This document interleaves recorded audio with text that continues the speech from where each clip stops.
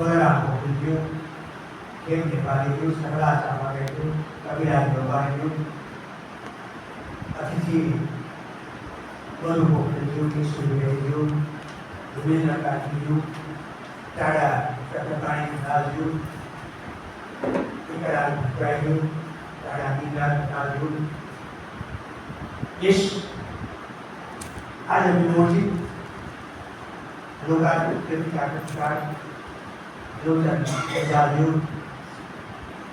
साथमा अरूज्यू, आजको यो कृति पर समीक्षा प्रस्तुत गर्नुहुने विद्वान समीक्षक बाबुराम पोखरेलज्यू, लगायत यहाँ उपस्थित सबै महानुभावहरू, सबै साहित्यकारहरू, पत्रकारहरूमा एकनिष्ठ रूपमा नमन देखिरहेछु। इटहरीबाट, सुनसरीबाट विनोद घुमसको उपस्थिति छ। देखिरहेछु रातो कोलाबारी क्षेत्रबाट विष्णु भिडको उपस्थिति छ।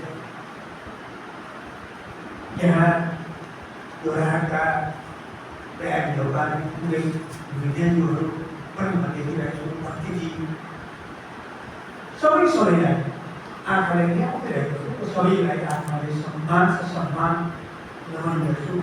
यहाँहरूको स्वागत गर्छु, अभिनन्दन गर्छु र यो छन्दवादी नेपालको यो कार्यक्रमलाई यसरी पवित्र बनाइदिनु भएकोमा, यसरी सफल झोल बनाइदिनु भएकोमा पुनः धेरै आभार व्यक्त गर्छु। झन्डै 2 घन्टाभन्दा समय गुज्रिसक्यो।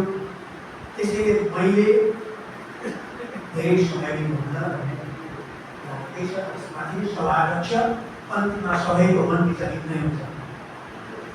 तथापि म एउटा कुरा के भन्नु भने, छन्दवादी नेपाल विगत लामो समयदेखि नै भनौँ 72 सालबाट यो सुरु भयो। अहिलेसम्म विभिन्न उतार चढाव, कहिले अलिक सक्रिय, कहिले अलिक सुस्त हुँदै बिहानको माया, सद्भाव र सामूहिकताले यो अवस्थामा आएको छ। हामीले यो संस्थाबाट केही कृतिहरू प्रकाशन गर्यौँ।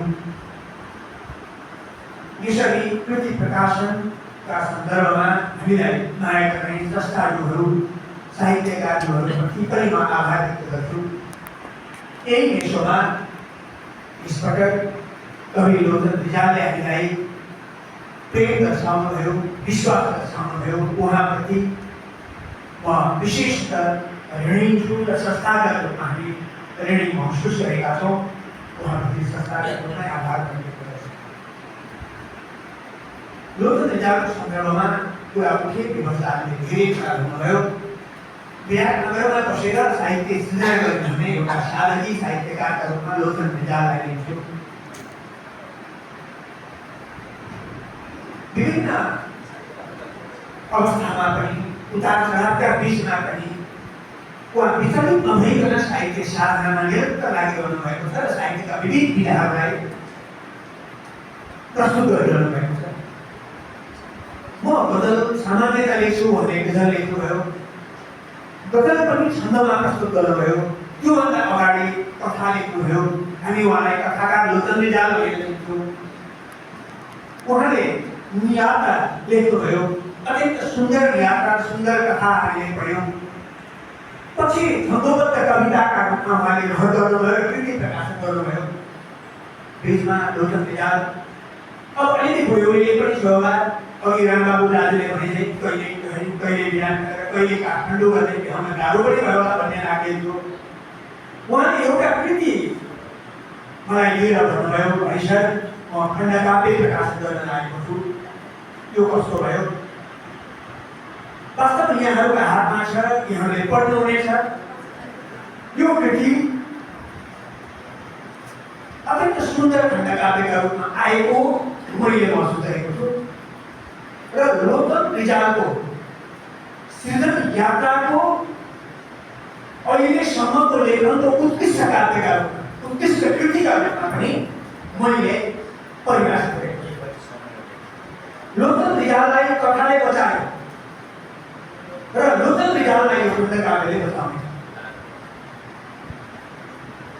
मैले सोचेको थिइनँ। यहाँहरूले पनि पढ्दै पढ्दै जाँदा यहाँहरूको अहिलेसम्मको सोचाइको रिजाल्टको लेखनप्रतिको विश्वास र दृष्टिकोणमा परिवर्तन आउनेछ। यहाँहरूले छुट्टै महसुस गर्नुहुनेछ।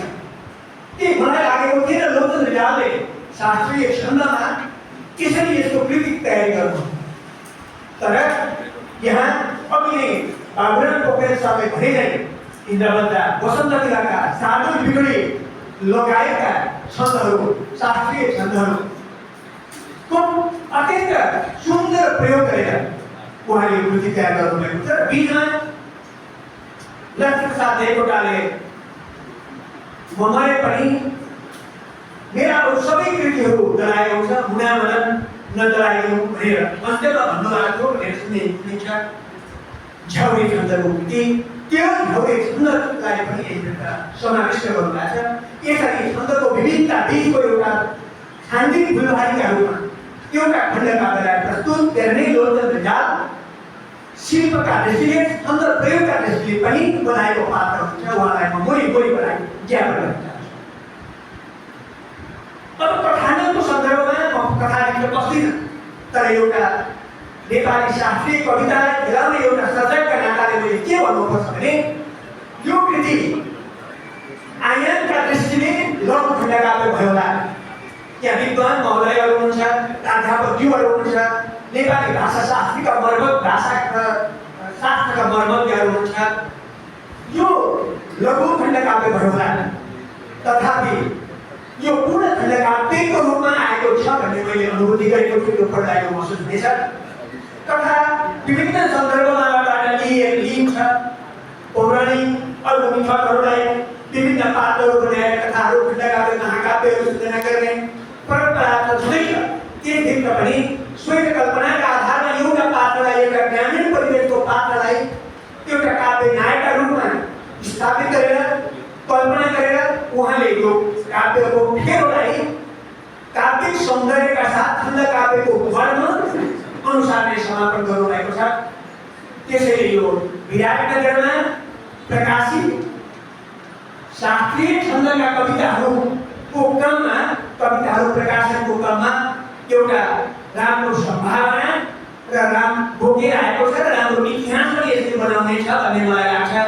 लोटन दाजुको यो यात्रा, यो शास्त्रीय छन्द लेखनको यात्रा, यो झ्याउरे छन्दलाई कवितामा बुन्ने सृजनशील यात्राले निरन्तर नपाओस् त्यो शुभकामना गर्छु।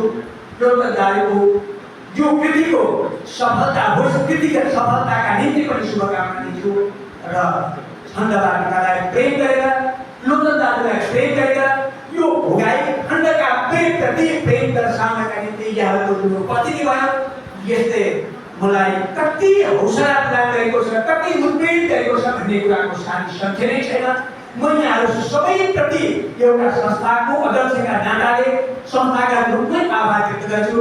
यो कार्यक्रमलाई यसरी सफल बनाउनका निम्ति छन्दवाटिकाका समग्र टिम, सचिव चिरञ्जीवी काभ्रे, शारदा भट्टराई, त्यस्तै गरेर जोयपुना भट्टराई, आफ्ना ऋषिजी गोपालजी लगायतको धेरै अथक प्रेम, हाम्रो निर्मला कोइराला उपाध्यक्षको अथक यसमा मेहनत छ।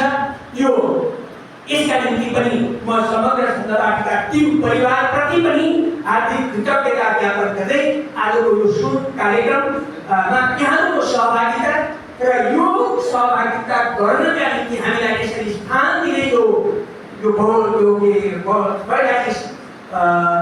सहकारी यसका पनि आयोग सञ्चालकहरू सबैप्रति पनि आभार व्यक्त गर्दै म आजको यो कार्यक्रम यही समापन भएको घोषणा गर्छु। सबैप्रति धन्यवाद।